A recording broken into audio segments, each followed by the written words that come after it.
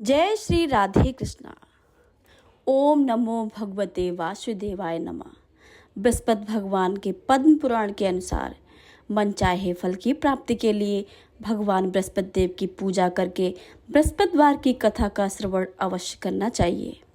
बृहस्पतिवार का व्रत करने से और व्रत की कथा का श्रवण करने से स्त्री और पुरुष सभी भक्तों की मनोकामनाएं पूर्ण होती हैं। धार्मिक मान्यताओं के अनुसार स्त्रियों के लिए यह व्रत अति आवश्यक होता है। इस व्रत से धन की प्राप्ति तथा संतान की प्राप्ति होती है और परिवार में सुख शांति बनी रहती है और सभी प्रेम पूर्वक आनंद से रहते हैं। प्रिय भक्तों, बृहस्पतिवार के दिन भगवान बृहस्पति देव की कथा का श्रवण करने का बड़ा ही विशेष महत्व है।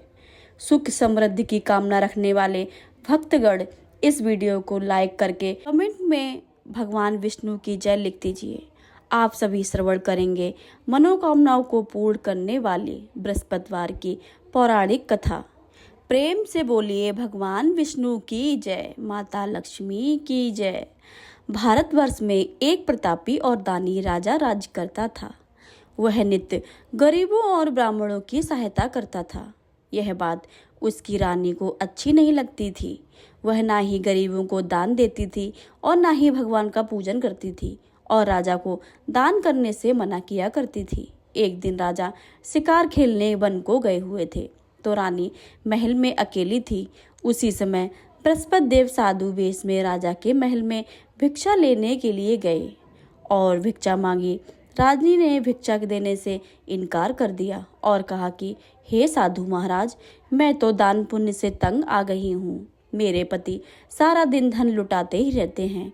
मेरी इच्छा है कि हमारा धन नष्ट हो जाए और फिर ना रहेगा बांस ना बजेगी बांसुरी। साधु ने कहा, देवी तुम तो बड़ी विचित्र हो। धन संतान तो सभी चाहते हैं, पुत्र और लक्ष्मी तो पापी के घर भी होनी चाहिए। यदि तुम्हारे पास अधिक धन है तो भूखे को भोजन दो, प्यासे को के लिए प्याऊ बनवाओ, मुसाफिरों के लिए धर्मशाला खुलवाओ। जो निर्धन अपनी कन्याओं का विवाह नहीं कर सकते हैं उनका विवाह करा दो। ऐसे और कई काम हैं जिनके करने से तुम्हारा यश लोक और परलोक में फैलेगा। परंतु रानी पर उपदेश का कोई प्रभाव न पड़ा। वह बोली, महाराज आप मुझे कुछ न समझाएं। मैं ऐसा धन नहीं चाहती हूँ कि जो मैं हर जगह बांटती फिरूं। साधु ने उत्तर दिया, यदि तुम्हारी ऐसी इच्छा है तो तथास्तु।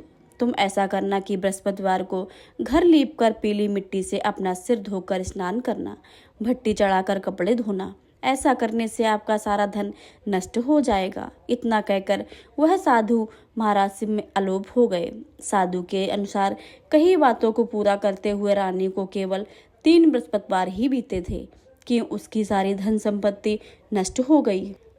भोजन के लिए राजा का परिवार तरसने लगा। तब एक दिन राजा ने रानी से बोला कि हे रानी, तुम यहीं रहो, मैं दूसरे देश को जाता हूँ क्योंकि यहाँ पर सभी लोग मुझे जानते हैं, इसलिए मैं कोई छोटा कार्य नहीं कर सकता। ऐसा कहकर राजा परदेश चला गया। वह वहाँ जाकर जंगल में लकड़ी काट कर लाता और शहर में बेचता। इस तरह वह अपनी जीवन व्यतीत करने लगा। इधर राजा के परदेश जाते ही रानी और दासी दुखी रहने लगी। एक बार जब रानी और दासी को 7 दिन तक भोजन के बिना रहना पड़ा तो रानी ने अपनी दासी से कहा, हे दासी, पास के ही नगर में मेरी बहन रहती है। वह बड़ी धनवान है। तू उसके पास जा और कुछ लेकर आ ताकि थोड़ी बहुत गुजर बसर हो जाए। दासी रानी की बहन के पास गई। उस दिन गुरुवार था। रानी की बहन उस समय बृहस्पति व्रत की कथा सुन रही थी। दासी ने रानी की बहन को अपनी रानी का संदेश दिया, लेकिन रानी की बड़ी बहन ने कोई उत्तर नहीं दिया। जब दासी को रानी की बहन ने कोई उत्तर नहीं मिला तो वह बड़ी दुखी हुई और उसे क्रोध भी आया। दासी ने वापस आकर रानी को सारी बात बता दी। रानी सुनकर अपने भाग्य को कोसा। उधर रानी की बहन ने सोचा कि मेरी बहन की दासी आई थी परंतु मैं उससे नहीं बोली, इससे उसे बहुत दुख हुआ होगा। कथा सुनकर और पूजन समाप्त करके वह अपनी बहन के घर चली आई और कहने लगी, हे बहन, मैं बृहस्पतिवार का व्रत कर रही थी। तुम्हारी दासी मेरे घर आई थी परंतु जब तक कथा होती है तब तक मैं ना उठती हूँ और ना ही बोलती हूँ, इसलिए मैं नहीं बोली। कहो दासी क्यों गई थी? रानी बोली, बहन तुमसे क्या छिपाऊं, हमारे घर में खाने तक को अनाज नहीं था। ऐसा कहते कहते रानी की आंखें भर आईं। उसने दासी समेत पिछले 7 दिनों से भूखे रहने तक की बात अपनी बहन को विस्तार पूर्वक सुना दी। रानी की बहन बोली, देखो बहन, अब भगवान बृहस्पति देव सबकी मनोकामनाओं को पूर्ण करते हैं। देखो शायद तुम्हारे घर में अनाज रखा हो। पहले तो रानी को विश्वास नहीं हुआ, पर बहन के आग्रह करने पर उसने अपनी दासी को अंदर भेजा तो सचमुच अनाज से भरा एक घड़ा मिल गया। यह देखकर दासी को बड़ी हैरानी हुई। दासी रानी से कहने लगी, हे रानी, जब हमको भोजन नहीं मिलता था तो हम व्रत ही तो करते थे, इसलिए क्यों ना इनसे व्रत और कथा की विधि पूछ ली जाए ताकि हम भी व्रत कर सकें।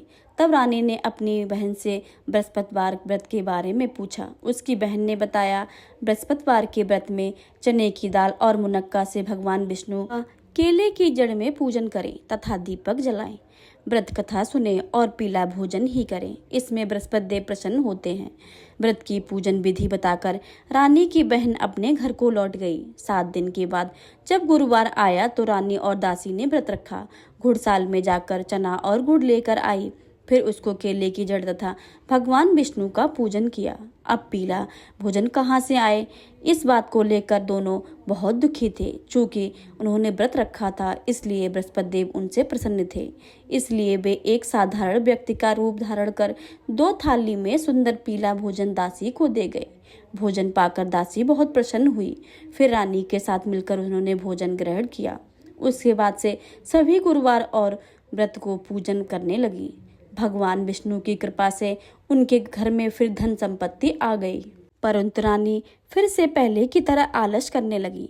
तब दासी बोली, देखो रानी, तुम पहले भी इस तरह आलस करती थी, तुम्हें धन से कष्ट होता है, इस कारण सभी धन नष्ट हो गया और अब भगवान बृहस्पति की कृपा से हमें धन मिला है तो तुम्हें फिर से आलस होता है। रानी को समझाते हुए दासी कहती है कि बड़ी मुसीबतों के बाद हमने यह धन पाया है, इसलिए हमें दान पुण्य करना चाहिए, भूखे मनुष्य को भोजन कराना चाहिए और धन को शुभ कार्यों में खर्च करना चाहिए, जिससे तुम्हारे कुल का यश बढ़ेगा, स्वर्ग की प्राप्ति होगी और पितृ प्रसन्न हो जाएंगे। दासी की बात मानकर रानी अपना धन शुभ कार्यों में खर्च करने लगी, जिससे पूरे नगर में उसका यश फैलने लगा। बृहस्पतिवार व्रत कथा के बाद श्रद्धा के साथ आरती की जानी चाहिए। इसके बाद प्रसाद बांटकर उसे ग्रहण करना चाहिए। एक दिन राजा दुखी होकर जंगल से पेड़ के नीचे आसन पर जमा कर बैठ गया। वह अपनी दशा को याद करके व्याकुल होने लगा। बृहस्पतिवार का दिन था। यकायक उनसे देखा कि निर्जन वन में एक साधु प्रकट हुए। वह साधु वेश में स्वयं बृहस्पति देवता ही थे। लकड़हारे के सामने आकर बोले, हे लकड़हारे, इस सुनसान जंगल में तू चिंतामग्न क्यों बैठा है? लकड़हारे ने दोनों हाथ जोड़कर प्रार्थना की और प्रणाम किया और उत्तर दिया, महात्मा जी, आप सब कुछ जानते हो, मैं क्या कहूँ। यह कहकर रोने लगा और साधु को अपनी आत्मकथा सुनाई। महात्मा जी ने कहा, तुम्हारी स्त्री ने बृहस्पति के दिन बृहस्पति भगवान का निरादर किया था, जिसके कारण रुष्ट होकर उन्होंने तुम्हारी दशा कर दी है। अब तू चिंता को दूर करके मेरे कहने पर चलो तो तुम्हारे सभी कष्ट दूर हो जाएंगे और भगवान पहले से अधिक संपत्ति देंगे। तुम बृहस्पतिवार के दिन कथा किया करो, 2 पैसे के चने मुनक्का लाकर उसका प्रसाद बनाया करो और शुद्ध जल में लोटे में शक्कर मिलाकर अमृत तैयार किया करो।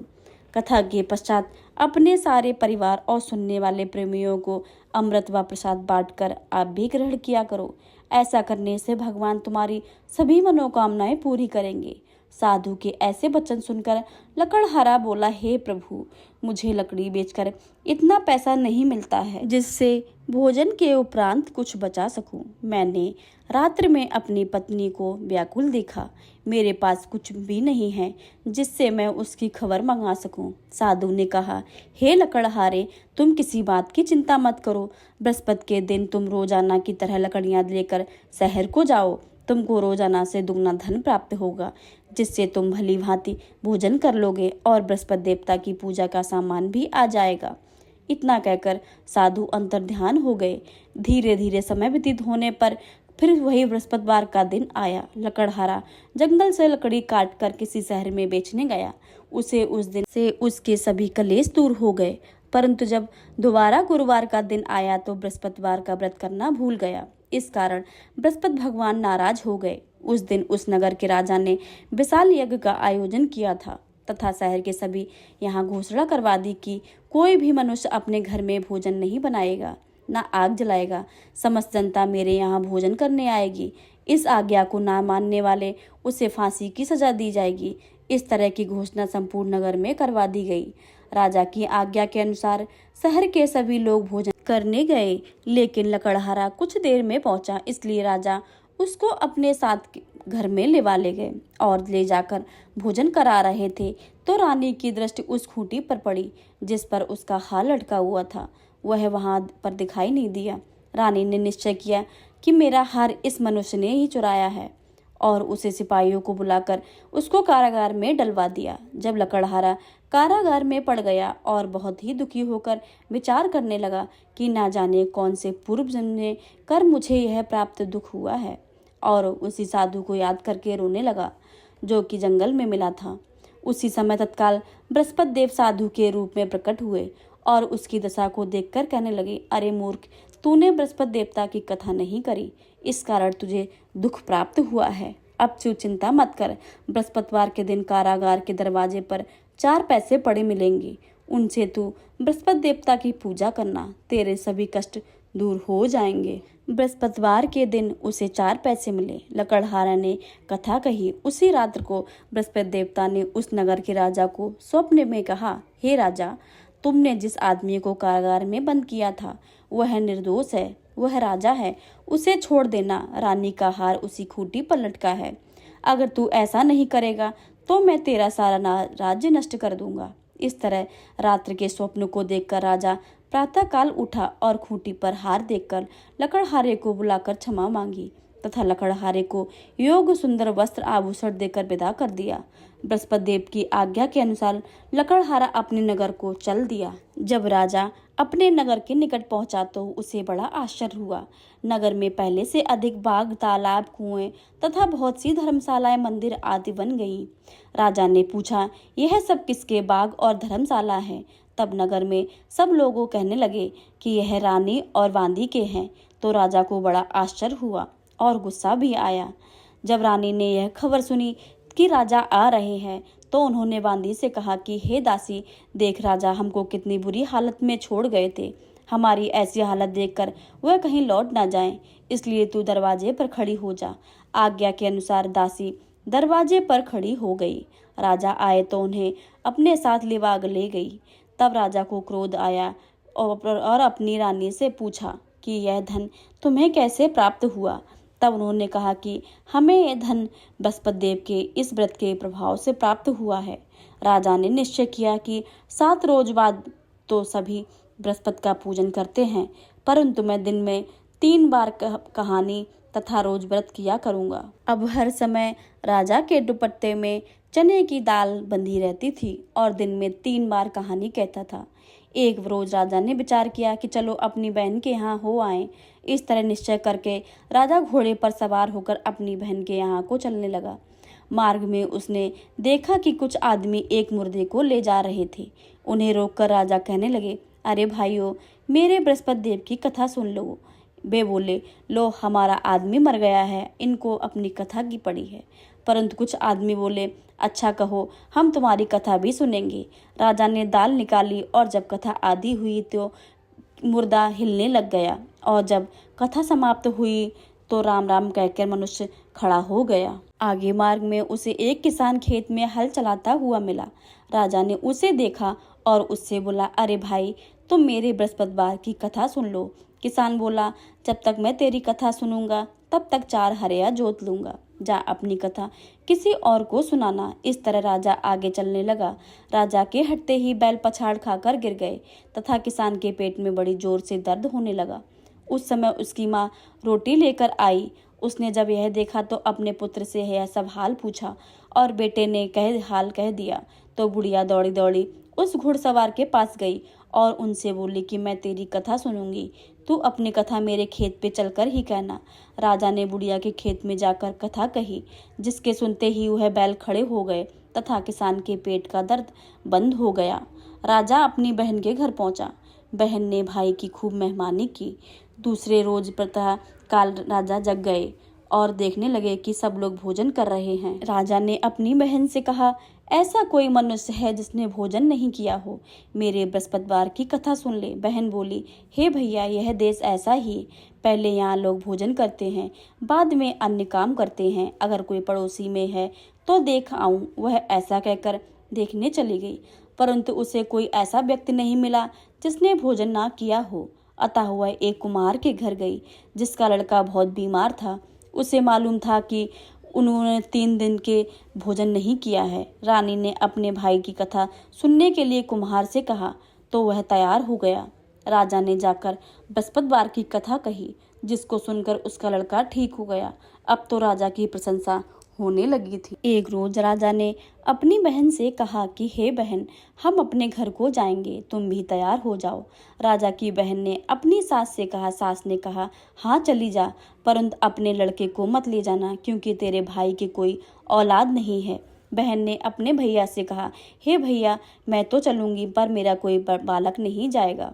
राजा बोला, जब कोई बालक नहीं जाएगा तब तू भी क्या करेगी। बड़े दुखी मन से राजा अपने नगर को लौट आए। राजा ने अपनी रानी से कहा, हम निर्वंशी हैं, हमारा मुंह देखकर देखने का धर्म नहीं है और कुछ भोजन आदि नहीं किया। रानी बोली, हे प्रभु, बृहस्पति देवता ने हमें सब कुछ दिया है और हमें औलाद भी अवश्य ही देंगे। उसी रात को बृहस्पति देवता ने राजा के स्वप्न में जाकर कहा, हे राजा, उठो, सभी सोच त्याग दो, तेरी रानी गर्भ से है। राजा यह बात सुनकर बहुत खुश हुआ। 90 महीने में उसके गर्भ में एक सुंदर पुत्र पैदा हुआ। तब राजा बोला, हे रानी, स्त्री बिना भोजन के रह सकती है, पर बिना कहे नहीं रह सकती। जब मेरी बहन आवे तो तुम उससे कुछ मत कहना। रानी ने हंसकर हाँ कर दी। जब रानी की बहन ने यह शुभ समाचार सुना तो वह बहुत खुशी हुई और बधाई लेकर अपने भाई के यहाँ आई। तब रानी ने कहा, घोड़ा चढ़कर तो नहीं आई, गधा चढ़कर आई हो। राजा की बहन बोली, भाभी, मैं इस प्रकार नहीं कहती तो तुम्हें औलाद कैसे प्राप्त मिलती। बृहस्पति देवता ऐसे ही हैं, जिसकी जैसी मनोकामना होती है वह सब पूर्ण करते हैं। जो सद्भावना पूर्वक बृहस्पतिवार का व्रत करते हैं एवं कथा पढ़ते हैं अथवा सुनते हैं तथा दूसरों को सुनाते हैं, बृहस्पति देव उनकी सभी मनोकामनाओं को पूर्ण करते हैं। अब आप सभी बृहस्पति देवता की आरती सुनेंगे। जय बृहस्पति देवा, ओम जय बृहस्पति देवा, छिन्न छिन्न भोग लगाऊं, छिन्न छिन्न भोग लगाऊं, कंदिली फल मेवा, ओम जय बृहस्पति देवा। तुम पूर्ण परमात्मा, तुम्हें अंतर्यामी, स्वामी तुम्हें अंतर्यामी, जगत पिता जगदीश्वर, तुम सबके स्वामी, ओम जय बृहस्पति देवा। चरणामृत निज निर्मल, सब पातक हरता, स्वामी सब पातक हरता, सकल मनोरथ दायक, कृपा करो भरता, ओम जय बृहस्पति देवा। तन मन धन अर्पण कर, जन सरल पड़े, प्रभु जो कोई सरल पड़े, प्रभु प्रकट तब होकर आकर द्वार खड़े, ओम जय बृहस्पति देवा।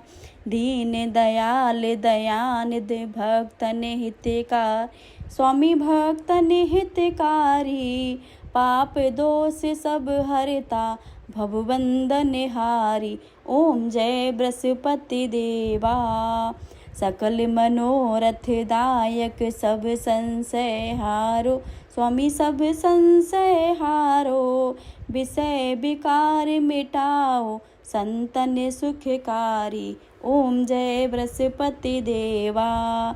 जो कोई आरती तेरी प्रेम सहित गावे, स्वामी प्रेम सहित गावे, जेठानंद आनंद करे, सो निश्चय पावे, ओम जय बृहस्पति देव। प्रेम से बोलिए भगवान विष्णु की जय, बृहस्पति देव की जय। अगर आप मेरे चैनल पर नए आए हैं तो चैनल को सब्सक्राइब करके बेल आइकन को जरूर दबा लें, ताकि आने वाली सभी वीडियो की नोटिफिकेशन सबसे पहले आपके पास पहुंचे। मिलते हैं अगली वीडियो में, तब तक के लिए राधे कृष्णा, धन्यवाद।